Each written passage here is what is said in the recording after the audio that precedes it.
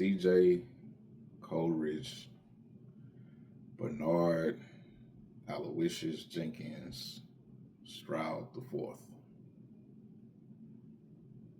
Man, what the hell was that?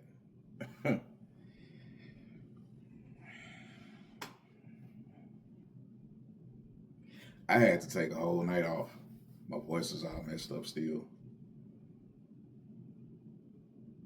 I can't believe what I just saw, man. Like, I'm still sitting with this. I couldn't watch Sports Center last night.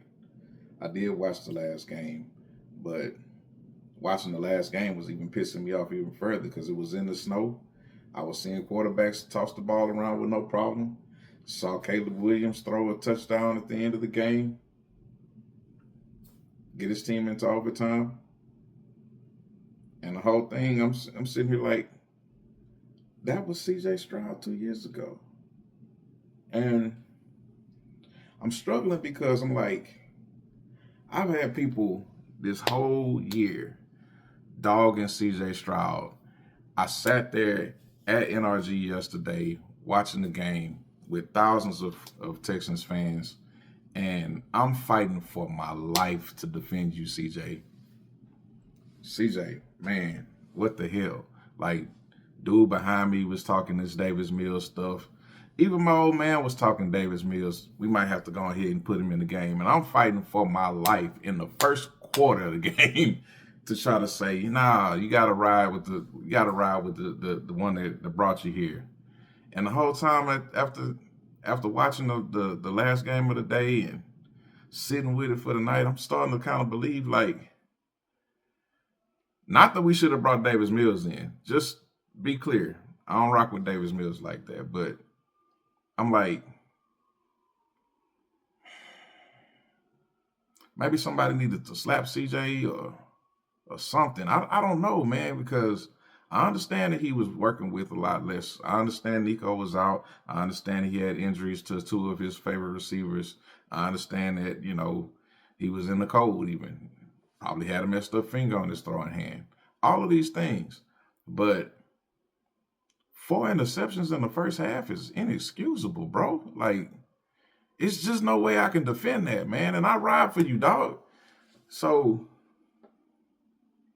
I don't know how to feel, man. This is one of those real rehab moments, man, where I'm sitting here trying to assess where I come off as a fan of CJ Stroud, man. I've been rocking with him since, as I was saying before I was so rudely interrupted. I've been rocking with CJ since before he got drafted. And he played in Ohio State. So all of this talk about CJ can't play in the cold, I never bought into any of that. But, man, something is going on up here with CJ. And I don't see how he can't figure it out, honestly. Maybe he needs a therapist. Maybe the team needs a therapist. I don't understand. But whatever it is, the dude got to figure it out, man. And this is an important time for CJ because he's looking at a contract opportunity coming up. And I don't really see a reason why the team should give it to him right now. This is one of those situations where he got to earn it. And typically, you would want to get ahead of that, go ahead, get your guy signed, get him extended or whatever, and then beat the rest of the market to the punch so that the price doesn't get elevated too high. He still got to earn it at this point, man. And I wouldn't be mad. I'll be honest with you. I wouldn't be mad if Nick Caserio starts to look at, developing another quarterback at this point in time. It's not that I hate CJ. It ain't that, I don't think he can pull it. He can't pull it out. I think he can turn it around. But, man, back-to-back playoff games with 7 turnovers, that's inexcusable, dog. Like, we out here seeing the same thing, man. And as much as I'm defending for you and everything, I got to be realistic about it, man. This is unacceptable as a fan. Like, bro, in the name of all things holy, man, I saw all kind of fights and disturbances going on out there in the crowd amongst what I would consider probably 98% Texans fans. Folks was that frustrated that they was sitting there squabbling with each other. I mean, it was bad, man. We didn't have that situation last week. And even with, the way that the game kind of, of course it was going in our favor. But even with all of that, there was no fighting last week. We were in the lower bowl this week. Definitely was some commotions going on, multiple. So I don't know what's up with that, man. The vibe of the city was off. The defense, man. Shout out to the defense. They did their thing. It's a phenomenal time.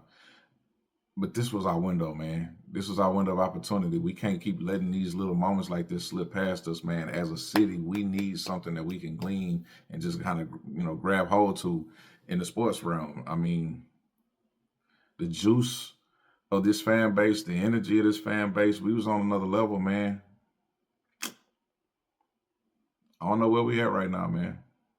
I don't know where we at right now, man. And this is, maybe this is Monday morning quarterbacking, all of that. This is reaction Monday, cool. But this ain't a good time, man. This ain't a good time. The vibes are off. The feeling is down. Like, we need something better than this, man. I mean, for as much as the defense can show, and I mean, this is kind of the nature of how it goes in Houston, man. We'll have, one side of the ball be playing phenomenal, and then the other side is crap. Whether it's the offense and then the defense is crap. In this case, the defense is phenomenal and the offense is everything but phenomenal. You know what I mean? So, D'Amico got his hands full, man. Shout out to D'Amico for another great season. I appreciate his mentality. Something is gonna have to do as far as like, I don't know, with him being the CEO of the team and being the shot caller as far as how the execution of the game plan is going. He's got a little bit to be desired, some things to work on too. And I want D'Amico to, perhaps get with some offensive minded coaches that can break down things to him. So, all right, let's cover this real quick. And I'm gonna try not to be too long, but the way that the offensive game plan has gone the last 2 years has been something that it don't make sense as well. So CJ is a part of that, clearly. But Bobby Slowick lost his job because of something like this. And now we have Nick Caley, who was very rocky to start the season, made some mild improvements, enough to get us there. But if it weren't for the defense holding us up, like, for real, this is why I say I fight with a lot of folks as far as arguing. I argue with a lot of folks in regard to the Davis Mills situation, because it's a lot of smoke and mirrors, right? They look at Davis Mills and they say, oh, well, he can't do any worse, right? And I hate that, because CJ's got a much higher ceiling and a much lower floor, depending on how he's executing. He can, give us the phenomenal outcome that we never expected, or he can be the shittiest of the shittiest player on the field, it seems. Davis Mills is pretty much going to be, he's got a nice little consistent zone, but he's never going to get above this, and he's never going to get below that. You know what I'm saying? And so with Davis Mills being in the game, you could put out a certain type of game plan, but it's more about just trying to manage the game, make sure he doesn't, F it up too bad, and let the defense take over, which is great when you have a number one defense. But that's not a real tangible thing if you don't have a number one defense, if you know what I'm saying. So the reality of the situation is Nick Caley has gotten a pass on a lot of these situations where we should be taking a hard look at him. The execution of different things like, guys still being in motion and getting called for, illegal shifts, illegal formation, false starts. All of those three things, those followed us the entire season. Like, from game one all the way to this is game, 18, 19 of the season. By now, this should already have been worked out of the mix. I watched all of these other games in this postseason. I didn't see as much failure to execute from other teams as I saw with this franchise, man. And I think that's a stain on the offensive coordinator. He should be having these guys running like a well-oiled machine, executing. Again, the play calling got a little bit better. It definitely got better than what we saw last year with Bobby Slowick. I don't know what the hell happened with him last year, but man, the in-game flow and the execution, having to call timeouts on, early in the game to save from, the running out of time on the clock, like stuff like that, getting the play call in early. The fact that they were still complaining about that in mid-season, and I'm just flowing off the top of my head, man, but this is enough complaints that I could have about how the season went. It's just, This is embarrassing, man, and on the biggest stage. And this is, again, part of the reason why I'm Texans fan in rehab, because we keep having these embarrassing outcomes on a grand national stage, and it's just not right, man. Like we finally get to a point where we have a microcosm of respect that goes out across the nation, and folks can say, man, that Houston team, man, that city has got something to ride with. Man, that Houston squad got a number one something. And then turn around and you match that, you pair that number one something with a dun type of offense, or we get these fantastical losses. And if you go back and watch any of my older videos, you'll hear me state that all the time. It's something about this city where we can have finally the situation that we need, and we have the most whimsical, fluky, effery outcomes to come out of it. And I just can't figure this stuff out. I would wish that we could be in a situation like what the Bills had, and then be able to suffer with just the fact that we fell just a little bit short, but we fought, right? You can kind of build on that and have some momentum going into the next season. How do you build on something where you don't know what the fuck that, excuse me, my bad. You don't know what the hell that was that you just saw out there on the field. Like, how do you build on that, man? Like, where do you start?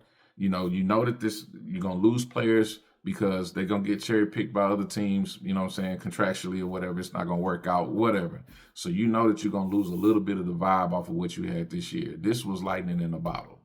And to turn around and have this same outcome on the offensive side, the job that Nick Caserio did, let me shout you out, man. Nick Caserio, you did a phenomenal job this year. You rotated your roster through all kind of situations. I mean, you went from, and I'm going to give D'Amico credit with this too, but you went from having Joe Mixon last year, having Tank Dell get his knee blown up this year, or at the end of last year. You made a strategic plan to get 2 wide receivers. That was phenomenal. You got an offensive lineman that worked out. You got several different positions covered that worked out. You can go back and you can look at your 2 previous drafts going all back, or 3 previous drafts going all the way back to when you drafted CJ and you drafted Will Anderson back to back, and you can see how they're performing on the field. It has been a worthwhile venture for you, and what you put together has been phenomenal. It has paid off on the field. I'll give you that credit. In the short term for this year, you also did a phenomenal job by being able to manage the roster in a way where Joe Mixon doesn't come back. You replace him with a guy named Woody Marks. You have him stashed away at first because you got Nick Chubb, and you can roll with Nick Chubb until Woody Marks is ready to take over that lead and take the starting position. Cool. Dario Gumbawale, who was your utility man, your do-it-all guy, even though he suffered, you still had him on the roster. You still kept with him. Dameon Pierce, don't know what happened there, right? He had a little CJ in him too. But Dameon Pierce, we knew what he was supposed to be, and then he turned around and he did some other stuff. But you were able to kind of smoothly transition from that situation too. And so now you got what is looking like a phenomenal backfield. You have British Brooks that came in and toted the pill in week 18 against the Colts. And I'm sorry, not against the Colts. It's running away from me right now, but he was toting the rock in week 18. He looked phenomenal in the spurts that he got to be actual running back instead of a fullback. You had a lot of good guys to come in and replace. You were able to get, after they failed to start Jalen Noel at the start of the season and you couldn't see what Jaden Higgins was going to be, you got to get a lot of production out of those guys later in the year. You got Cade Stover, who was injured and, finally came on towards the end. You got Harrison Bryant. You did a lot of transactional work on this offense for sure. You even brought in CJ GJ and saw that he wasn't worth having on the squad, but you made these moves and you've done a phenomenal job with keeping the roster fresh, keeping the roster competent, and having boys ready to go that are in certain positions. You're not responsible for the fall off of what happens with CJ. You're not responsible for the fall off of what happens with Joe Mixon, the injuries that pop up with Tank Dell. And these guys are still technically on the team, technically on the roster, even though I know we're probably going to go away from Joe Mixon this year. But shout out to Nick Caserio for the phenomenal job he did. Fans, listen, we got to do better, man. We got to do better. I am so tired of going to these Texans games or Texans viewing parties or whatever where there's other Texans fans there. And I know this is a fan thing, so don't get it twisted when I say this. But you little fickle mother...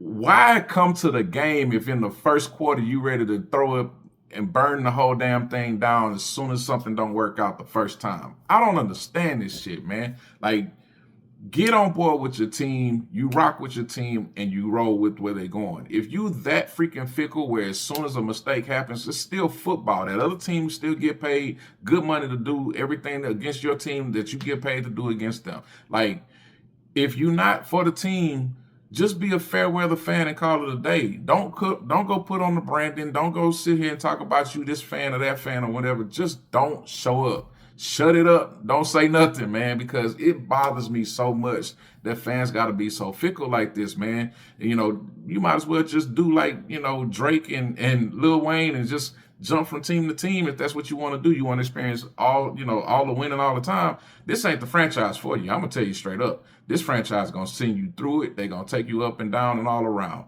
That's what it is. But we are invested as true and loyal fans to this team and to this city. We are invested in this franchise, and we're going to take it the good with the bad. We're going to be frustrated as hell at times, and we're going to still turn around and show up the next time.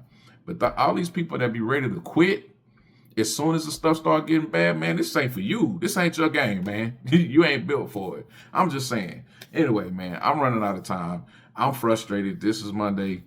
I had to kind of just get my therapy in, get it off my chest, man. But anyway, bad season. Well, great season overall. Bad outcome, bad finish. I want to see the team do better. I want to see the team do more. I don't know where we go from here, to be honest with you. We're not in the situation that we were 3 years ago where we were sitting here and the 3 previous years we were like 11, 38, and 1. We're not in that situation. We are so high up on the thing on the totem pole, but just not quite enough to just punch through the ceiling and get to the next level. And that's the part that frustrates us so much. It's the part that sucks because you can see how close we are. And this year might have been our year, especially with Bo Nix breaking his ankle right at the end.